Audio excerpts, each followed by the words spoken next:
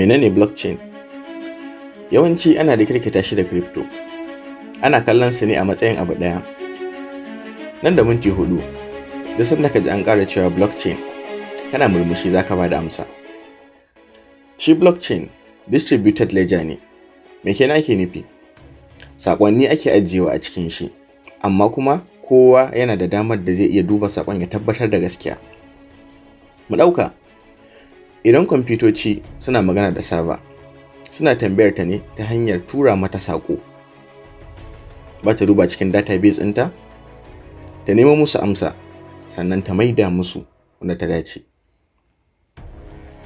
Ita server, akwai wanda suke kula da ita, sannan kuma za a iya kwafar saƙo daga cikinta, ko kuma a canja shi, ko kuma a ƙara wani abin a kai.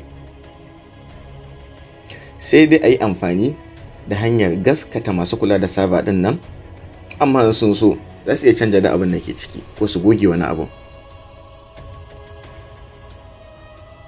Blockchain shi ma database ne.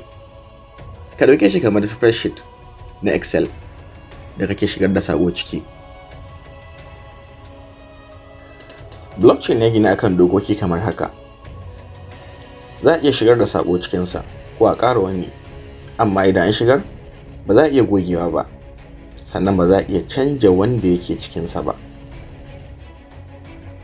Kowane block ya san wani block ne a bayansa, saboda ana gina kowanne daga block ɗin da ya zo kafin shi ne.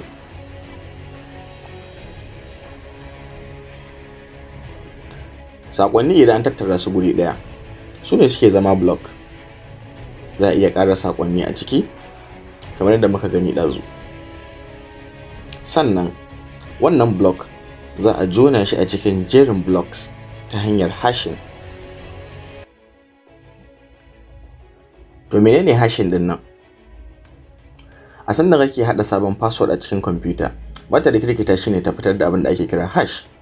Yanzu kuma idan ka shigar da password ɗinka, kwamfuta ba ta ƙara rikirkita shi ta wancan hanyar, ta ƙara fitar da wani hash ɗin.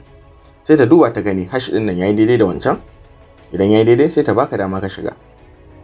Idan kwamfuta ta yi hashin abu, ba ta rage ko menene. Hash ɗin kaɗai take sani, don haka ba za a iya amfani da hash a dawo da wannan abu ba. Za a iya hashin rubutu ko hoto ko bidiyo.